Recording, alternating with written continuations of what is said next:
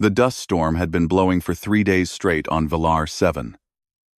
Park Ji-won sat in the cockpit of his cargo ship, the Steadfast, watching the brown clouds roll across the empty landscape. He had been waiting at these coordinates for 2 hours now, and his patience was running thin. "Are you sure this is the right place?" Hana asked from the co-pilot seat. She was checking her communication panel for the 10th time. "There's nothing here but rocks and sand." Ji-won nodded slowly. The job posting was very specific. These exact coordinates: 1 passenger pickup, transport to Horizon's Edge station. It was a strange job. Most of their work involved moving cargo between planets.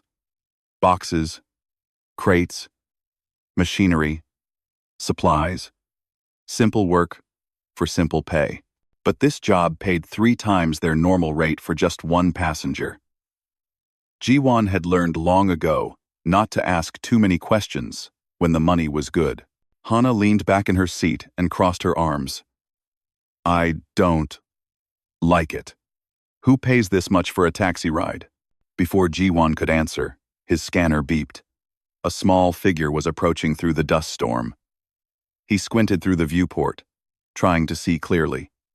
The figure was small, very small, walking alone through the howling wind without any protective gear. "Is that a child?" Hana asked, leaning forward. Ji-won grabbed his jacket and headed for the cargo bay door. "Stay here. Keep the engines warm." He stepped outside and immediately felt the dust bite at his exposed skin. The wind was strong enough to push him sideways. He raised his hand to shield his eyes and walked toward the approaching figure. As the figure came closer, Ji-won realized it was not a child. It was a young woman, but she was tiny, barely reaching his chest in height.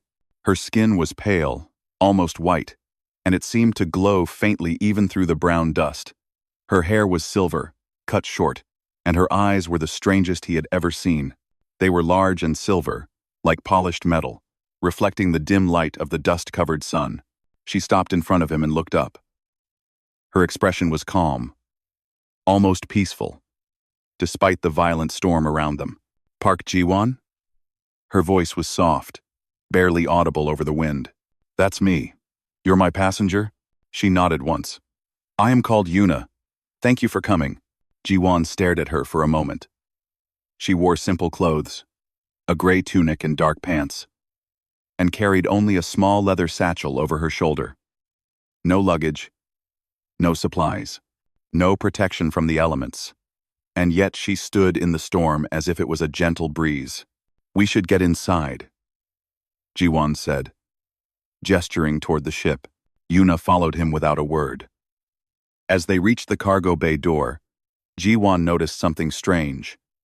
When Yuna placed her hand on the ship's hull to steady herself, the metal seemed to hum, a low, deep vibration that he felt more than heard. He looked at the hull, then at Yuna, but she had already stepped inside. "Must be the engine," he thought. Old ships make strange noises. Inside, the cargo bay was warm and quiet. The sound of the storm disappeared as the door sealed behind them. Yuna stood in the center of the bay, looking around with those strange silver eyes. She seemed to be studying everything: the walls, the ceiling, the old cargo containers stacked in the corner. "This way," Ji-won said. "I'll show you to the passenger quarters." He led her through the narrow corridors of the ship. The Steadfast was not a luxury vessel. It was a working ship, built for carrying goods across long distances. The passenger quarters were just a small room with a bed, a desk, and a tiny window looking out into space. "It's not much," Ji-won admitted, "but it's clean, and the bed is comfortable." Yuna stepped inside and set her satchel on the desk. "It is perfect. Thank you." Ji-won hesitated at the door. There were so many questions he wanted to ask. Who was she? Where did she come from? Why was she traveling alone to a neutral station in the middle of nowhere? But the way she looked at him, with those calm, ancient eyes, made the questions die in his throat. "We'll reach Horizon's Edge in 3 days," he said finally. "Hana, my co-pilot, We'll bring you meals. If you need anything, just use the intercom by the door. Yuna nodded. I will not be any trouble. Ji-won returned to the cockpit, where Hana was waiting, with a look of intense curiosity on her face. Well? She demanded. Who is she? What is she? Ji-won took his seat and began the launch sequence. Her name is Yuna. She's Valorian. Hana's eyes went wide. Valorian? That's impossible. The Valorians are extinct. Everyone knows that. Apparently not everyone. Ji-won pulled back on the controls, and the Steadfast lifted off the ground, rising through the dust storm toward the dark sky above. Their planet was destroyed centuries ago, but some of them survived. Scattered across the galaxy, Hana was quiet for a moment. I've heard stories about Valorians. My grandmother used to tell them to me when I was young. She said they were powerful, that they could move things with their minds, that they could bend space itself. Ji-won guided the ship through the upper atmosphere and into the black emptiness of space. Stars appeared around them, bright and endless. Those are just stories, he said. She looks like she would break in a strong wind. Did you see how small she is? I saw. Hana looked toward the corridor that led to the passenger quarters. But there was something about her. The way she looked at me through the viewport, it felt like she was looking through me, into me. Ji-won set the navigation computer for Horizon's Edge and leaned back in his chair. 3 days, we drop her off, we get paid, and we move on. Simple job. But even as he said the words, he could not shake the feeling that nothing about this job would be simple. The way Yuna had walked through that storm, the way the ship had hummed when she touched it, the depth of those silver eyes. He looked out at the stars ahead and wondered what he had gotten himself into. In the passenger quarters, Yuna sat on the bed and opened her satchel. Inside was a small crystal, about the size of her fist. It pulsed with a soft inner light, like a tiny heartbeat. She held it gently in both hands and closed her eyes. I am coming, Mother, she whispered to the empty room. I will not fail you. The crystal glowed brighter for a moment, then faded back to its gentle pulse. Yuna placed it carefully back in the satchel and lay down on the bed. Outside the tiny window, the stars moved slowly past as the Steadfast carried her toward her destiny. The first day of the journey passed in silence. Yuna stayed in her room, only coming out once to use the small washroom at the end of the corridor. Ji-won watched her on the security cameras, not because he distrusted her, but because he was curious. She spent most of her time sitting by the window, staring out at the passing stars. She did not read. She did not sleep. She just sat there, perfectly still, like a statue made of pale stone. Hana brought her meals 3 times a day. Each time, she reported back to Ji-won with the same observation. She barely eats. Just a few bites. Then she thanks me and goes back to the window. It's strange. Ji-won. Really strange. On the second day, Ji-won decided to check on their passenger himself. He knocked on her door and waited. A few seconds later, the door slid open, and Yuna stood there, looking up at him with those silver eyes. Captain Park, she said. Is something wrong? No, nothing wrong. I just wanted to make sure you were comfortable. You've been very quiet. Yuna stepped aside to let him in. The room was exactly as it had been when she arrived. Nothing moved. Nothing touched. Even the bedsheets looked perfectly smooth, as if she had not slept at all. I am comfortable, she said. Your ship is peaceful. I can feel its heart beating. Ji-won frowned. Its heart? The engine. The power that flows through the walls. It is like a heartbeat, steady and strong. She turned to look at him. You take good care of this ship. It trusts you. Ji-won did not know what to say to that. He had never thought of his ship as something that could trust anyone. It was just metal and wires and fuel. But the way Yuna spoke, with such certainty, made him feel like maybe he was missing something. Can I ask you something? He said. Yuna nodded. Where are you going? I mean, I know you're going to Horizon's Edge. But why? What's there for you? For a long moment, Yuna did not answer. She turned back to the window and watched the stars. I am meeting someone, she said finally. Someone who can help what remains of my people. There are not many of us left. A few hundred, scattered across the galaxy. We have been running and hiding for so long. But now, perhaps, we can stop running. What happened to your people? Jiwan asked. He knew the basic history. Everyone did. The Valorians had been one of the great civilizations of the galaxy. Then, almost 300 years ago, they had been destroyed. But the details were unclear. Different sources told different stories. Yuna's expression did not change, but something shifted in her eyes. A shadow of old pain. We were betrayed, she said simply. By those we trusted. By those we had helped. They came to our world with weapons and fire. They burned our cities. They killed our families. And we... She paused. We let them. You let them? Why? Because we could have stopped them. We had the power to destroy them utterly. But we chose not to. We believed that using our power for destruction would make us no better than them. So we died instead. She looked at Jiwan. Some call it weakness. Others call it foolishness. We called it principle. Jiwan felt a chill run down his spine. The way she spoke about such horror, with such calm acceptance, was deeply unsettling. And yet, there was no anger in her voice, no hatred, just a quiet sadness that seemed to fill the entire room. I'm sorry, he said. It felt like a weak thing to say, but he did not know what else to offer. You have nothing to be sorry for, Yuna replied. Humans were not involved in our destruction. In fact, your species did not even know we existed until after we were gone. You are young in the galaxy. Still learning. Still growing. Before Ji-1 could respond, an alarm blared through the ship. He rushed out of the room and ran to the cockpit, where Hana was frantically working the controls. Asteroid field, she shouted. We flew right into it. The navigation computer didn't detect it until we were already inside. Ji-1 grabbed the controls and began maneuvering the ship through the spinning rocks. They were everywhere, some as small as his fist, others as large as buildings. The Steadfast shook as smaller rocks bounced off the hull. There, Hana pointed at the screen. That big one. It's coming right at us. Ji-1 saw it.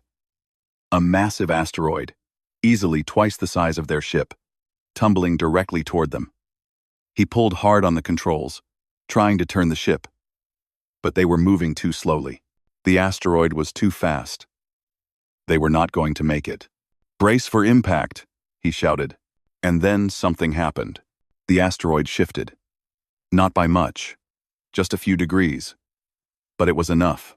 The massive rock passed by them so close that Ji-1 could see the individual craters on its surface through the viewport. It missed them by less than 10 meters.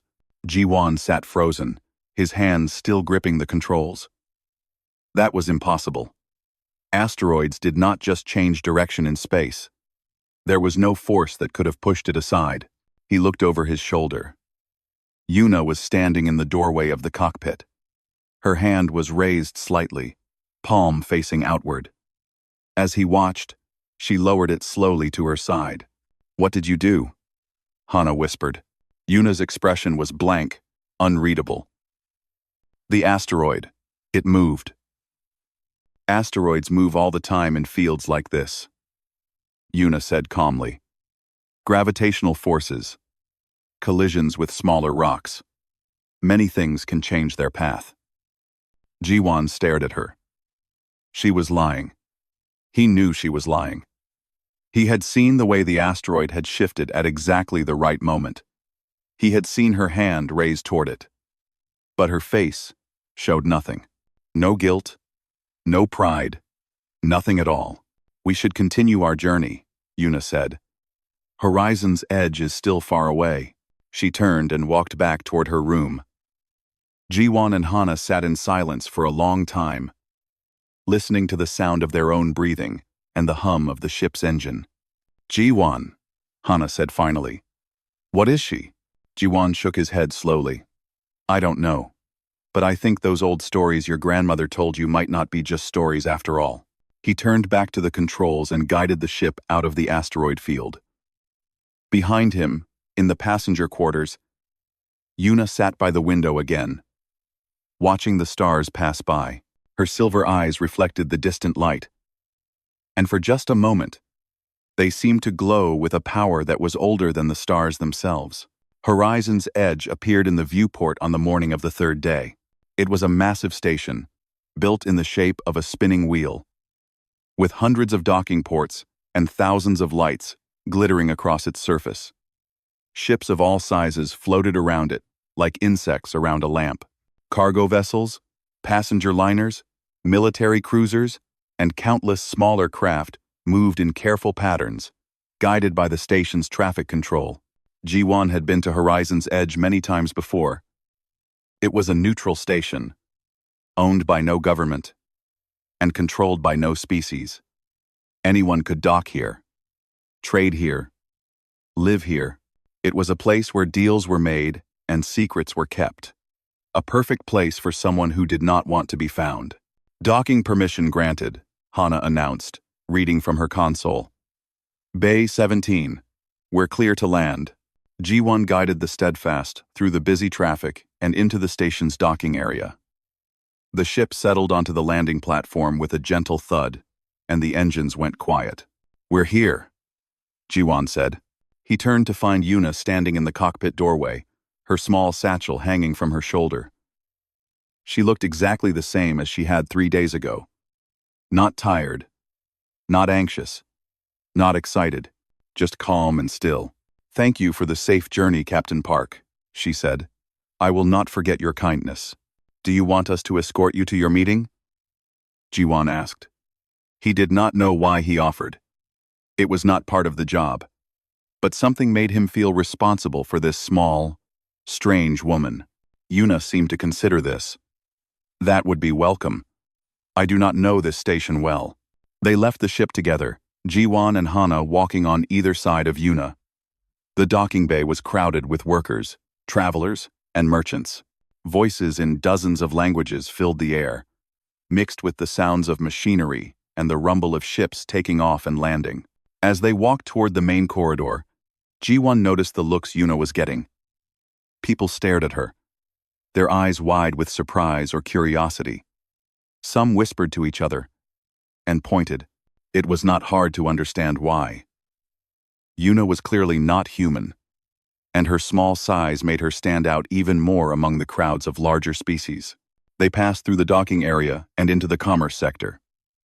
This was the heart of Horizon's Edge, a massive, circular space filled with shops, restaurants, and trading posts. The ceiling was high above them, painted to look like a blue sky with white clouds. Artificial sunlight streamed down from hidden lamps, giving the illusion of being on a planet's surface rather than deep in space. Jiwon was looking for the meeting point when he heard the laughter. It was loud and cruel, coming from somewhere ahead of them. He looked up and felt his stomach drop. Krath.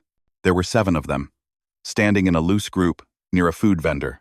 They were massive, each one standing over 3 meters tall, with gray skin, thick muscles, and faces that looked like they were carved from stone. The Krath were known throughout the galaxy as warriors and mercenaries. They fought for money, and they enjoyed their work far too much. The largest of them, a scarred brute with one missing eye, had noticed Yuna. He was the one laughing, pointing at her with a finger as thick as her arm. Look at this, he bellowed to his companions. What do we have here? The other Krath turned to look. More laughter. More pointing. People in the commerce sector began to move away, giving the mercenaries a wide space. Nobody wanted to get involved with the Krath. Jiwon put his hand on Yuna's shoulder. Just keep walking. Don't look at them. But it was too late. The Krath leader stepped into their path, blocking the way. His single eye looked down at Yuna with amusement. And something darker. A Valorian, he said, his voice like rocks grinding together. I thought we hunted your kind to extinction. Seems we missed one. He leaned down, bringing his ugly face closer to Yuna. A runt. At that. You're even smaller than the ones we killed on your homeworld. Yuna did not respond. She kept her eyes down, her hands clasped in front of her. Hey, I'm talking to you, little creature. The Krath poked her shoulder with one massive finger, hard enough to make her stumble. Show some respect when a Krath speaks to you. Jiwan stepped forward, his hands curling into fists. Leave her alone. The Krath leader looked at him as if noticing him for the first time. A human? Defending this thing? He laughed again, and his companions joined in. How touching.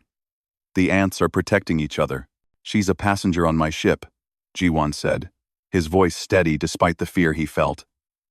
Under my protection. If you have a problem with her, you have a problem with me. The Krath leader's smile faded. He straightened up to his full height, towering over Jiwan like a mountain. Brave words from such a small creature. But bravery without strength is just stupidity. He looked back at Yuna. Your protector is weak. Just like your people were weak. That's why you all burned. Hana grabbed Jiwan's arm. Don't, she whispered. There are 7 of them. We can't win this. She was right. Jiwan knew she was right. The Krath were stronger, bigger, and better armed. Starting a fight here would only get them killed. But as he looked at Yuna, standing there with her head bowed while these monsters mocked her and her dead people, he felt a rage building in his chest. It was not fair. None of it was fair.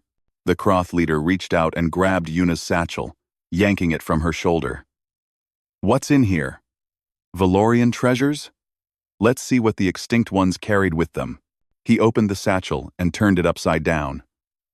The contents fell to the ground. A few small items, some clothes, and the crystal. It rolled across the floor, pulsing with its soft inner light. The Krath picked it up, holding it between 2 fingers like a child's toy. What's this? A pretty rock? For the first time since the encounter began, Yuna looked up. And Jiwan saw something in her eyes that made him take a step back. Something ancient.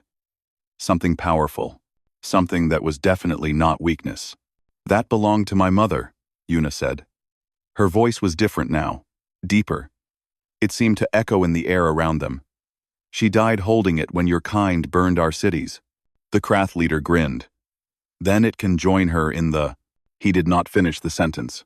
Yuna raised her hand, and everything stopped. The commerce sector of Horizon's Edge was always noisy. Thousands of beings moved through it every hour, talking, arguing, laughing, bargaining. The sound of footsteps and voices and machinery created a constant hum that never stopped. Until now, silence fell like a heavy blanket. Jiwan felt his body freeze in place. He could not move his arms.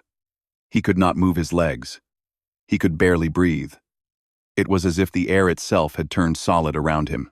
In front of him, the Krath leader hung suspended in midair.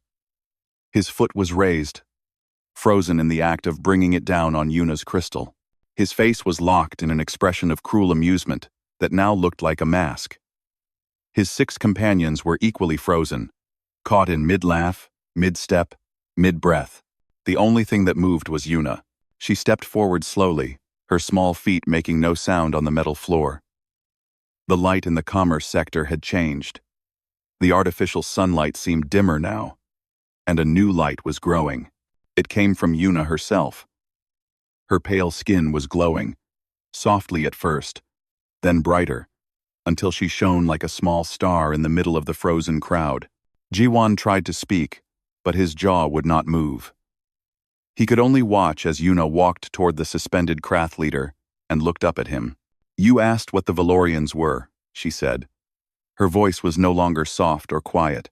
It filled the entire space, resonating in Jiwan's chest like the deep notes of a great bell.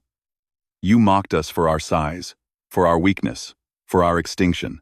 She reached up and plucked the crystal from the Krath's frozen fingers. She held it gently, like a mother holding a child. Let me show you what we truly are. The world changed. Ji-won was no longer standing in the commerce sector of Horizon's Edge. He was somewhere else. He was everywhere else. Images flooded his mind, so vivid and real that he could not tell if they were memories or visions, or something beyond both.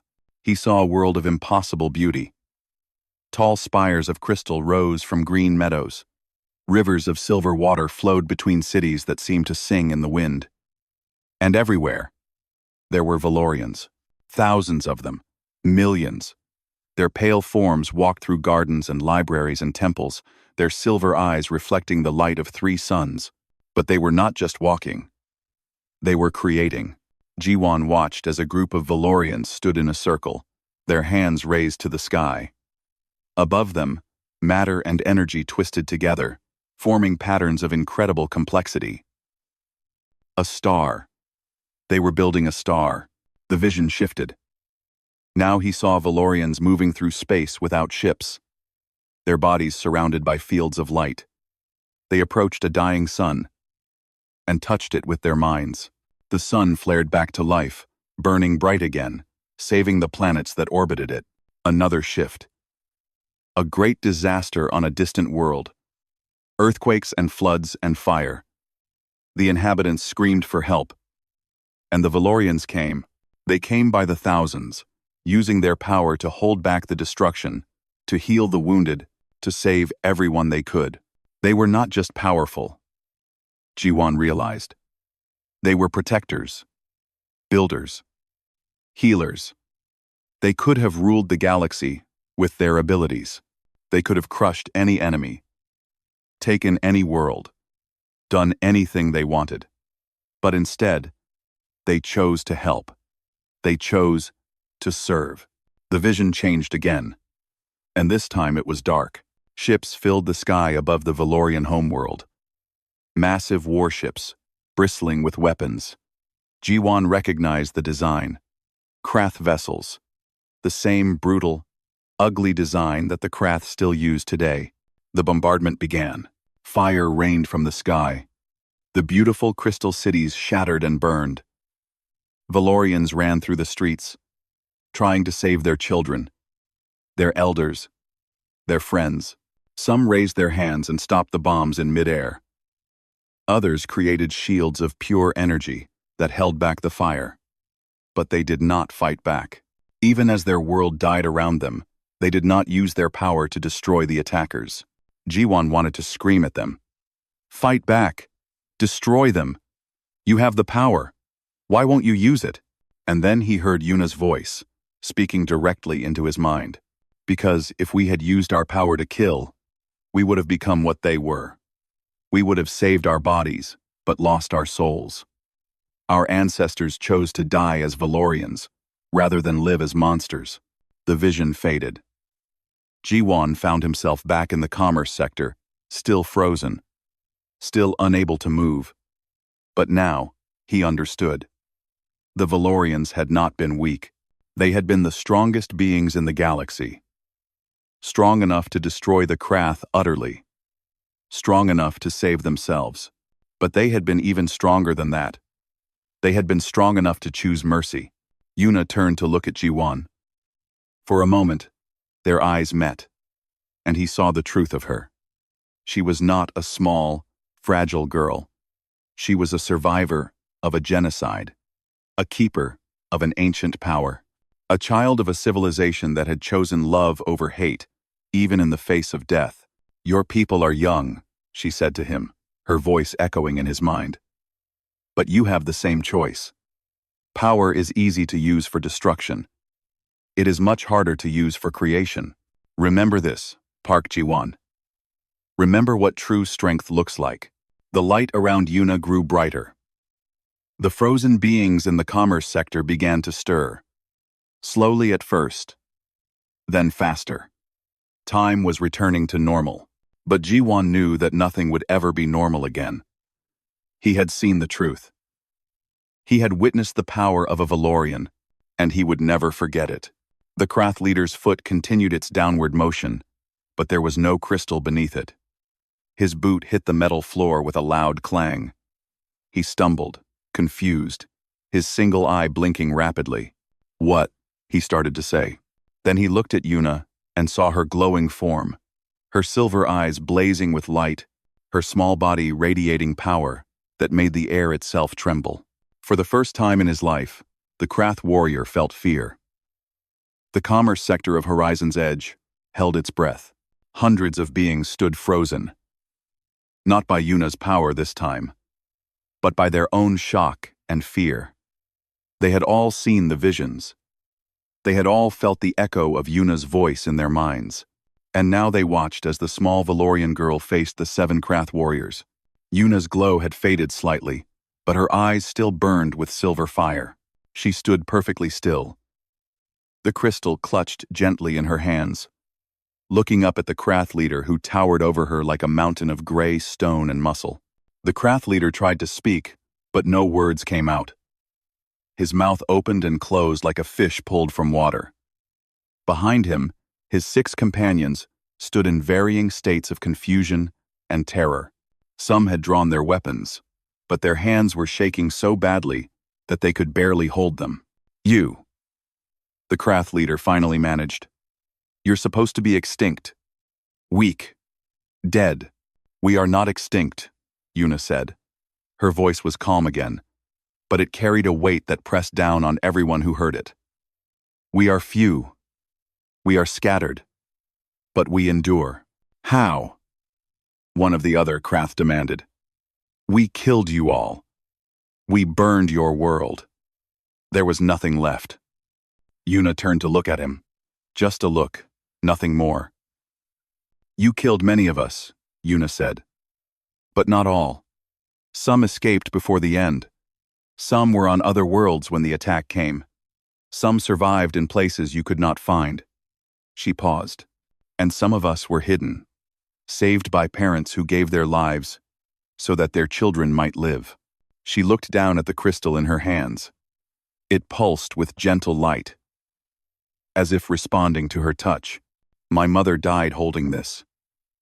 She used the last of her strength to send me away, to a ship that was leaving orbit. I was only a child. I did not understand what was happening. I only knew that she was crying and telling me to be brave." The Krath leader found his voice again. "We should have searched harder. We should have found you all and finished the job." Yuna looked up at him.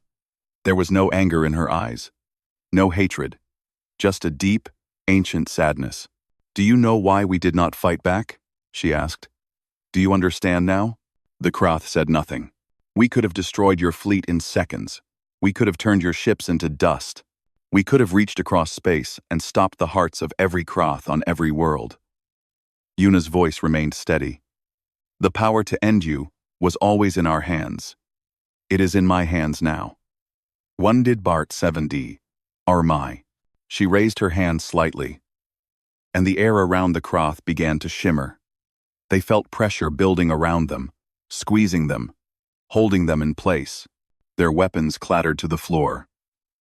Their breathing became difficult. "I could unmake you right now," Yuna continued. "Every cell in your body, every thought in your mind. I could scatter your atoms across this station so completely that no one would ever know you existed." The Krath leader made a sound. It took Jiwan a moment to realize it was a whimper. "But I will not." The pressure released. The Krath gasped for air, stumbling, grabbing at each other for support. Yuna lowered her hand. "I am Valorian. We do not become what destroyed us. My mother did not save me so that I could become a killer. She saved me so that something good could survive." She turned her back on the Krath, facing the watching crowd. Hundreds of eyes from dozens of species stared at her in wonder and fear. "My people made a choice on the day they died," she said, her voice carrying to every corner of the commerce sector. "They chose to prove that power does not have to mean destruction. That being strong does not mean crushing the weak. That mercy is not weakness." She walked toward G1. Her glow was fading now, her silver eyes returning to their normal calm depth. She looked tired. The display of power had cost her something. Some of you have heard the stories, she continued. That the Valorians were fools. That we deserved our fate because we refused to fight. That our principles were nothing but pretty words that died with us. She stopped in front of G1 and looked up at him. But we are not dead. We survived. And we still believe that life is more important than revenge. That building is better than destroying. That love is stronger than hate. Behind her, the Kroth leader finally found his courage. Or perhaps it was his stupidity. Pretty words from a dying race, he growled. You showed us your power, little creature. But you won't use it. You said so yourself. That makes you weak. That makes you prey. He reached for the weapon that had fallen at his feet. G1 moved before he could think. He stepped past Yuna and faced the Krath. His hands empty. His body small and fragile, compared to the massive warrior. She might not hurt you, he said. The Krath laughed, but it was a nervous laugh. You? A human? What can you possibly do to me? Probably nothing, G1 admitted. You're bigger than me, stronger, better armed. You could kill me without breaking a sweat. Then why are you standing there? G1 thought about it for a moment. Why was he standing there? He had no power, no weapons, no chance of winning. The smart thing would be to step aside and let the Krath do whatever they wanted. But he did not step aside. Because some things are worth standing up for, he said. Even if you lose. The Krath stared at him. The crowd stared at him. Even Yuna stared at him, her silver eyes wide with something that might have been surprise. And in that moment, something changed. Other beings began to step forward. A merchant from the nearby stall. A pilot from one of the docked ships. A family with children. The parents pushing their kids behind them. One by one, they moved to stand beside G1, facing the Kroth. The Krath leader looked around at the growing crowd. His single eye showed something he had probably never felt before. Doubt.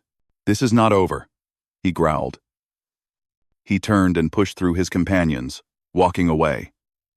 The other Krath followed, moving faster, not looking back. Within seconds, they had disappeared into the crowd. G1 let out a breath he did not know he had been holding. His legs were shaking. His hands were sweating. He had never been so scared in his life, but he had also never felt so alive. Yuna touched his arm, and he looked down at her small, pale face. You stood for me, she said quietly. G1 shrugged, trying to look calmer than he felt. Yuna smiled. It was the first time he had seen her smile. It was like watching the sun rise on a new world. That is why I have hope for your species, she said. That is why we all should. The crowd in the commerce sector slowly began to disperse. People returned to their shops, their meals, their conversations.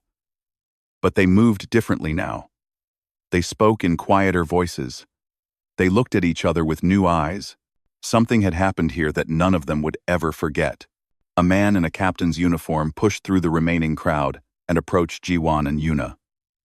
He was human, older, with gray hair and deep lines on his face that spoke of years in space. The insignia on his chest identified him as Commander Tejo, the master of Horizon's Edge Station. I saw everything, he said. His voice was steady, but his eyes were troubled. The security cameras caught it all. The whole station has been watching. Yuna bowed her head slightly. I apologize for the disturbance, Commander. I did not intend to cause trouble. Junraun Dazal. Tejo shook his head. You have nothing to apologize for. Those Krath were the ones looking for trouble. They found more than they expected. He paused, studying Yuna with curious eyes. I've heard stories about Valorians my whole life. My grandmother used to say that the Valorians were the conscience of the galaxy. That when they died, Something important died with them. Your grandmother was kind, Yuna said. She was honest. Teho looked around at the station, at the mix of species and cultures that filled every corner. This station is supposed to be neutral ground, a place where everyone can come together in peace. But we've never had the Krath come here and not cause problems. They respect nothing except power. They respect power because they have never seen anything stronger, Yuna replied. When destruction is the only language you speak, you cannot understand those who choose differently. Teho nodded slowly. Maybe that's true. But today, they saw something they've never seen before. A power they couldn't fight against. A power that chose not to destroy them. He looked at Yuna with something like hope in his eyes. Will you stay? Here? On the station? Having a Valorian presence might keep the peace better than any security force I could hire. Yuna shook her head. I cannot stay. I have a purpose. A meeting. There are others like me, gathering together. We have been apart for too long. Others? Teho's eyes widened. There are more of you? A few hundred. Scattered across many worlds. We have survived in hiding, in silence, afraid to reveal ourselves. But that time is ending. Yuna clutched the crystal in her hands. We are gathering. Not for war, not for revenge, but for remembrance. And perhaps, to begin again. Hana, who had been standing quietly behind G1, stepped forward. What will you do? I mean, a few hundred people can't rebuild a civilization. Yuna smiled her quiet smile. We do not need to be many to make a difference. One person can change a heart. One family can change a community. One community can change a world. She looked at G1. One act of courage can inspire thousands. G1 felt his face grow warm. I didn't do anything. You're the one with the power. Power comes in many forms, Park G1. You stood up to beings who could have killed you. You protected a stranger because you believed it was right. That is a power that cannot be measured. It cannot be seen or touched. But it is real. And it is rare. 2S. Commander Teho cleared his throat. The Krath have left the station. They took their ship and departed about 10 minutes ago. They didn't even stop to refuel. He allowed himself a small smile. I don't think they'll be coming back anytime soon. They will tell others what they saw. Yuna said, the story will spread. Some will fear us. Some will hate us. But some might understand. And the ones who don't understand? Hana asked. The ones who want to finish what the Krath started 300 years ago? Yuna was quiet for a moment. When she spoke, her voice was soft but certain. Then we will face them, as we have always faced our enemies. With open hands instead of fists. With mercy instead of vengeance. With the belief that every being, no matter how cruel or lost, has the potential for change. She paused. We may die again. We have accepted that possibility. But we will die as ourselves. We will die as Valorians. G1 felt a lump forming in his throat. He had known this woman for only 3 days. 3 days of silence and strange looks and impossible events. But in that short time, she had taught him something he would carry for the rest of his life. Strength was not about the power to destroy. It was about the courage to create, the wisdom to forgive, the choice to be better than your enemies, even when being worse would be easier. Where is your meeting? He asked. I can take you there. The Steadfast can reach most sectors in a few days. Yuna shook her head. You have done enough, Captain Park. Your contract was to bring me to Horizon's edge. You have fulfilled that contract. And more. My people are sending a ship for me. It will arrive soon. Then let me wait with you. Until they come. Yuna studied his face for a long moment. Then she nodded. That would be welcome. It has been a long time since I had a friend. A friend, Jiwon repeated. The word felt strange and right at the same time. Yeah, I think that's what we are. They found a quiet observation deck on the upper level of the station.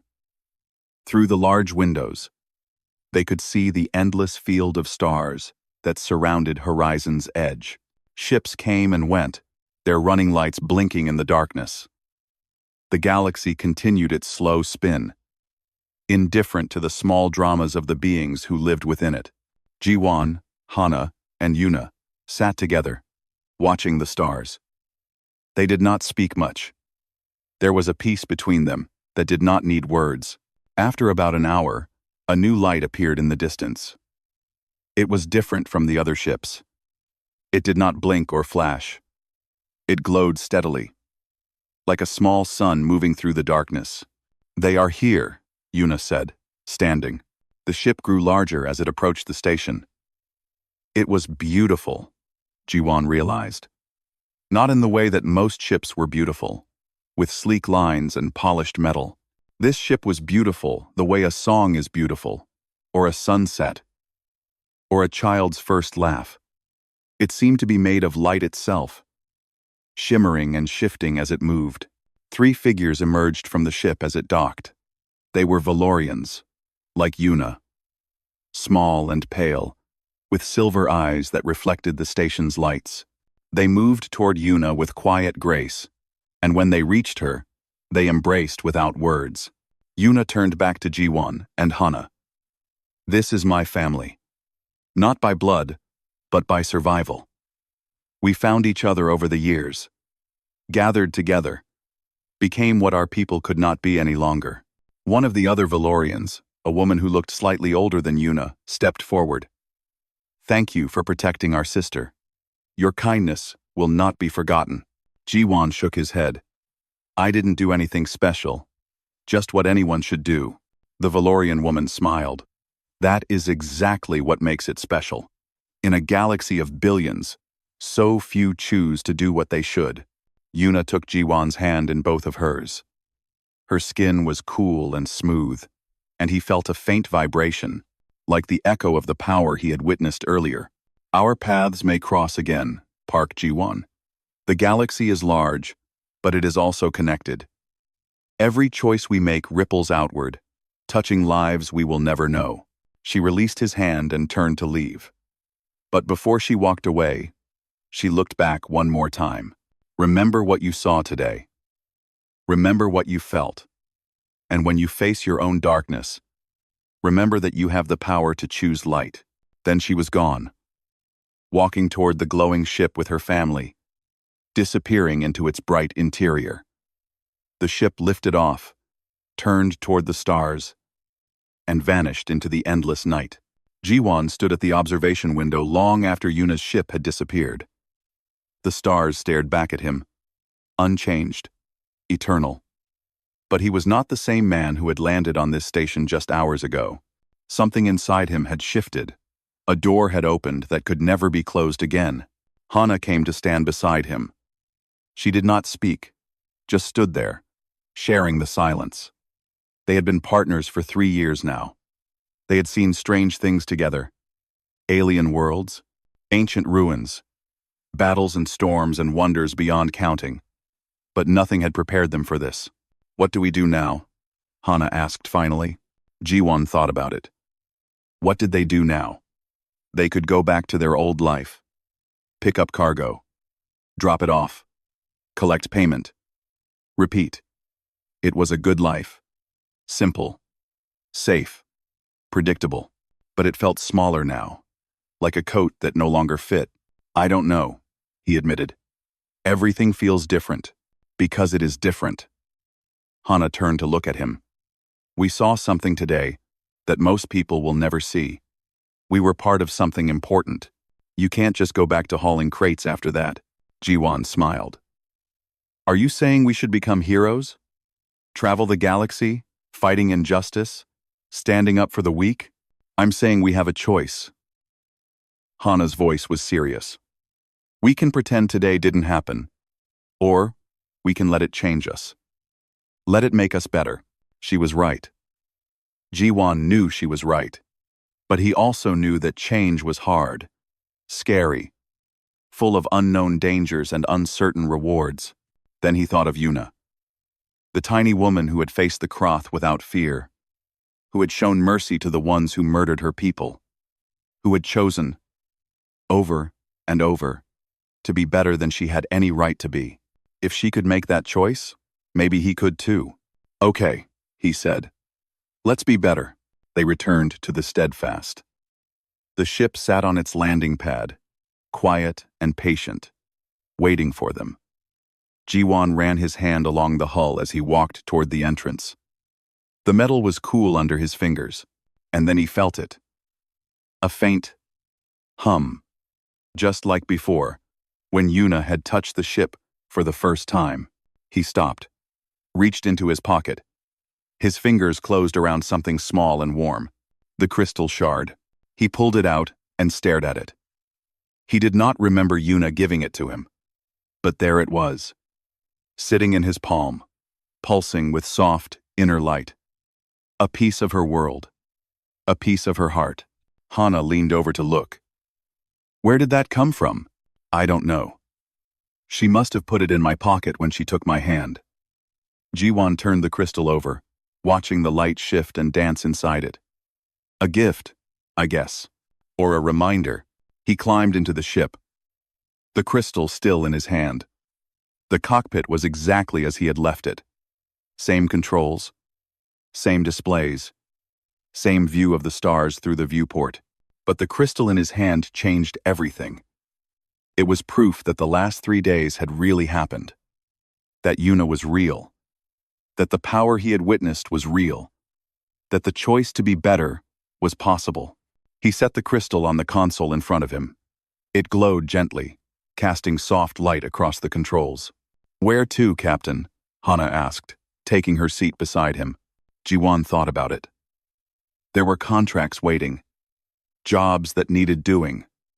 A whole galaxy of cargo to be moved from one place to another. But there was also a galaxy of people who needed help. People being oppressed by bullies like the Krath. People who had no one to stand up for them. People who might benefit from a cargo ship with a captain who was willing to take risks for the right reasons. Let's head toward the frontier, he said. I heard there are some colonies out there having trouble with raiders. Maybe they could use some help. Hana grinned. That doesn't sound like a cargo run. Maybe we're not just cargo haulers anymore. The Steadfast lifted off from the landing pad. It rose through the docking bay, past the other ships, past the commerce sector where everything had changed. It emerged into the open space beyond the station and turned toward the distant stars. Jiwan opened a channel to the station traffic control. Horizon's Edge Control. This is the Steadfast. Requesting departure clearance. The response came immediately. Steadfast, you are cleared for departure. Safe travels, Captain Park. And, thank you, Jiwan smiled. Word had spread fast. The ship jumped to faster than light speed, and the stars stretched into lines of light. They were on their way. In the silence of the cockpit, the crystal pulsed gently.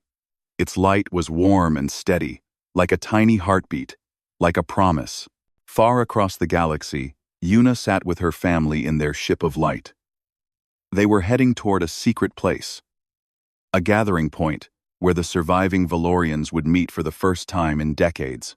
It would be a celebration, a mourning, a new beginning.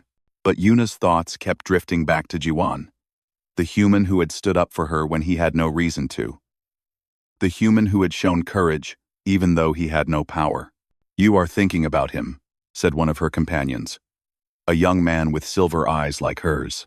Yuna nodded. He is special. I think many humans are special. They are young, yes. Fragile. Short-lived. But there is something in them. A spark. The same spark we had once? Maybe. Or maybe something different. Something unique to them. Yuna looked out at the stars streaming past. We spent so long watching the galaxy, helping other species, protecting them, but we never found another people like ourselves. Another people who would choose mercy over power. And you think the humans might be that people? Yuna was quiet for a moment.